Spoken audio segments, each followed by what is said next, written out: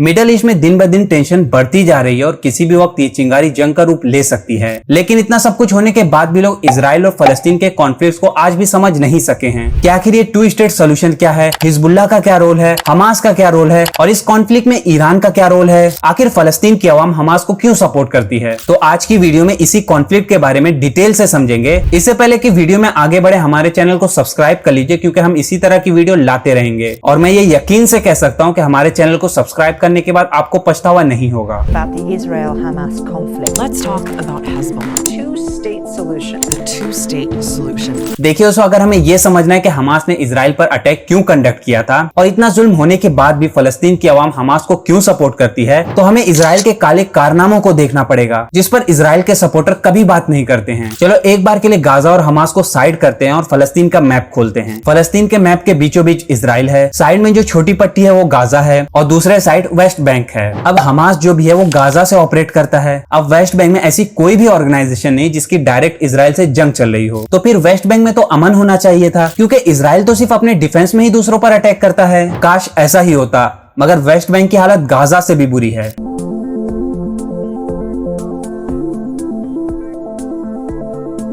ऐसा इसलिए कि इजराइल इलीगली वेस्ट बैंक के जो लोग हैं उनके घरों को कब्जा कर रहा है और उनकी जमीनों पर अपने सेटलमेंट को बढ़ाता जा रहा है। इसको सिंपली समझे तो करंटली वेस्ट बैंक के जो फलस्तीन है उनकी हालत ये है कि चाहे इजरायली फौजी हो या इजरायली सिटीजन, उन्हें अगर फलस्तीनियों का घर पसंद आता है या उनका मन करता है कि इस फलस्तीनी के घर में आज रहा जाए, तो वो लोग फौज वगैरह लेकर जाते हैं और फलस्तीनी को उसके घर से ही निकाल देते हैं। इजरायलियों को खुली छूट है कि वो वेस्ट बैंक के फलस्तीनियों के साथ जो चाहे वो कर सकते हैं। और ये सब कुछ एक दो साल में नहीं हुआ, बल्कि कई सालों से हो रहा है। हमास के अटैक करने से कई साल पहले से हो रहा है। मगर चूंकि वेस्ट बैंक के फलस्तीनियों को कोई लीड करने वाला नहीं है, इसीलिए बड़े ही चालाकी से इजराइल वेस्ट बैंक के इलाके को कब्जा करता जा रहा है। और इस रिलेटेड टीआरटी ने एक डॉक्यूमेंट्री भी बनाई है जिसमें इजरायली सेटलर्स का इंटरव्यू है। इस डॉक्यूमेंट्री में वो लोग क्लियरली बता रहे हैं कि उन्होंने किस तरह वेस्ट बैंक के इलाके को कब्जा किया है और आगे क्या कुछ वो लोग करने वाले हैं।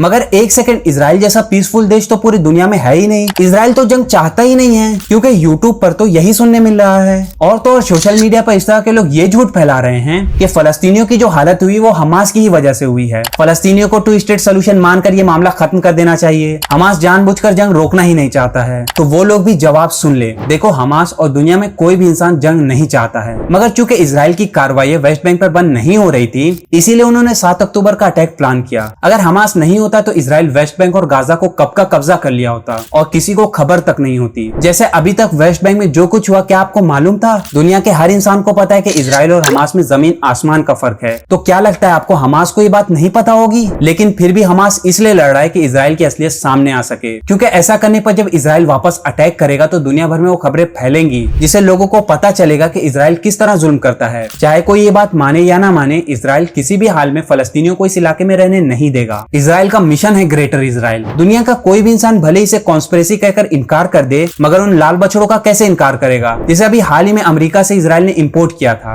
और इतना ही नहीं, अभी गाजा पर ऑपरेशन करते हुए इजरायली सोल्जर जो यूनिफॉर्म पहने थे, उस पर इजरायली फ्लैग के साथ ग्रेटर इजराइल का मैप बना हुआ था। आज के मॉडर्न दौर में जब दुनिया के हर मुल्कों की सरहदें खींची जा चुकी हैं, इस दौर में किसी भी कंट्री के लैंड को अपने मैप में दिखाना एक तरीके से जंग समझी जाती है। तो फिर इजरायली फौजी अपने यूनिफॉर्म पर ग्रेटर इजराइल का मैप लेकर क्यों घूम रहे हैं? इसके अलावा अभी हाल ही में इजरायली राइटर की एक वीडियो वायरल हो रही है। इस वीडियो में ये ग्रेटर इजराइल के ख्वाब को पूरा करने और इसके तहत ये लोग किन किन इलाकों को कब्जा करेंगे इसके बारे में बात कर रहा है। क्या इसके बाद भी किसी और सबूत की जरूरत है कि इजराइल टू स्टेट सोल्यूशन को मान लेगा? अब इसके बाद भी अगर किसी को लगता है कि हमास और हिजबुल्लाह को इजराइल से लड़ने की जरूरत नहीं है, या अगर किसी को ये लगता है कि हमास की वजह से फलस्तीनी मारे जा रहे हैं, तो फिर जरूर उसको जाकर अपने दिमाग का इलाज कराना चाहिए। खैर, इस नापाक ख्वाब को पूरा करने के लिए इजराइल धीरे धीरे अपने दुश्मनों को ठिकाने लगाता जा रहा है। अब इन कामों में अमेरिका इजराइल का सपोर्ट इसलिए करता है कि अमेरिका को मिडल ईस्ट में अपने दुश्मनों को चेक में रखने के लिए एक ऐसा मुल्क चाहिए था जिस पर वो अंधा भरोसा कर सके। इस तरह इराक, ईरान, शाम, लिबनान में डायरेक्ट हमला करने की बजाय अमेरिका इजराइल को आगे कर देता है, जिससे अमेरिका अपनी इमेज बचा लेता है और इजराइल अपना वजूद। और इसी टेक्निक का यूज करके अमेरिका और इजराइल सऊदी, दुबई, जॉर्डन जैसे मुल्कों के डंक को तोड़ दिया है। अब बस ईरान और टर्की ही बचे हैं, मगर चूंकि टर्की एक नाटो मेंबर है, इसीलिए वो खुलकर कुछ नहीं कर पाता, तो बचा सिर्फ ईरान। अब ईरान की कहानी यह है कि अमेरिका अमेरिका इस पर बहुत सारे सैंक्शंस लगाकर पूरी कोशिश कर रहा है कि ईरान को किसी तरह दबा दिया जाए, पर किसी तरह ईरान रशिया जैसे देशों को तेल वगैरह बेचकर गुजारा कर रहा है। और ये बात ईरान को भी बखूबी पता है कि उसकी इकोनॉमी की हालत बहुत खराब है। ऐसे में वो डायरेक्ट इजराइल और अमेरिका से दो हाथ नहीं कर सकता है, और सिर्फ इसीलिए इजराइल को रोकने के लिए ईरान अपनी प्रॉक्सीज का यूज करता है। मगर ईरान के पास एक और ऑप्शन है इजराइल को रोकने के लिए, वो है न्यूक्लियर पावर। इस वक्त मिडिल ईस्ट में सिर्फ इजराइल के पास ही न्यूक्लियर पावर है, इसीलिए वो खित्ते में अपनी मनमानी करता रहता है। लेकिन जिस दिन ईरान के पास भी न्यूक्लियर पावर आ जाएगा तो उस दिन अमेरिका खुद इजराइल की मनमानियों को रोकने आएगा। इसी वजह से ईरान के न्यूक्लियर प्रोजेक्ट को Israel time to time target करता रहता है। लेकिन इस तरह से इजराइल ईरान के न्यूक्लियर प्रोजेक्ट को लंबा खींच तो सकता है मगर खत्म नहीं कर सकता। इसीलिए ईरान को पूरी तरह से रास्ते से हटाने के लिए अमेरिका और इजराइल ने एक नई चाल चली है। असल में इजराइल ने पिछले एक साल में गाजा को पूरी तरह तबाह करने के बाद यह चेक कर लिया है कि उसे रोकने वाला कोई नहीं है। रशिया भी अपने मैटर में फंसा हुआ है, सो यही मौका है कि ईरान को भी जंग में लपेट लिया जाए। इसीलिए इसने सबसे पहले इस्माइल हानिया को ईरान में ही असैसिनेट करवाया, और अब हिजबुल्लाह के चीफ हसन नसरुल्लाह को असैसिनेट करना और लिबनान में ग्राउंड इन्वेजन करना, ये सब कुछ इजराइल इसलिए कर रहा है कि ईरान भी इस जंग में कूद पड़े। जिससे होगा ये कि ईरान जंग में फंस जाएगा और उसकी इकोनॉमी कोलैप्स हो जाएगी, जिसका मतलब ये होगा कि ईरान अगर पूरी तरह हारा नहीं भी तो नुकसान सबसे ज्यादा ईरान का ही होगा, जिससे ईरान में तख्ता पलट होने की संभावना बहुत ज्यादा बढ़ जाएगी। और इसी दिन के लिए अमेरिका ने शाह रजा पहलवी के बेटे को पाल पोस कर बड़ा किया है, जो टाइम टू टाइम ये सब बयान देते रहता है कि ईरान को अमेरिका के साथ मिलकर काम करना चाहिए, अमेरिका ईरान का दुश्मन नहीं है। और हाल ही में इसने इजराइल का दौरा भी किया था। इस तरह अमेरिका शाह रजा पहलवी के बेटे के जरिए अपनी पपेट गवर्नमेंट ईरान में बना लेगा, और इस तरह ईरान भी रास्ते से हट जाएगा। और ये बात ईरान के सुप्रीम लीडर आयतुल्लाह खामनाई बखूबी जानते हैं, और यही वजह है कि इतना सब कुछ होने के बाद भी ईरान की तरफ से इजराइल पर डायरेक्ट अटैक नहीं किए जा रहे हैं। मगर इस पर भी कुछ लोग जिन्हें जियोपॉलिटिक्स का कोई नॉलेज नहीं है, ये इल्जाम लगाते हैं कि ईरान तो जानबूझकर अटैक नहीं कर रहा है और इसी ने अपने पास बुलवाकर इस्माइल हानिया और इब्राहिम रईसी को असैसिनेट करवाया है। अब इन लोगों को लगता है कि ईरान इन्हें खुश करने के लिए इजराइल पर अटैक कर दे। खैर, ईरान ने अभी जो अटैक किया है वो बहुत ही ज्यादा जरूरी हो गया था, मगर इस अटैक में भी ईरान ने इजराइल के सिविलियन को टारगेट नहीं किया है ताकि सांप भी मर जाए और लाठी भी ना टूटे।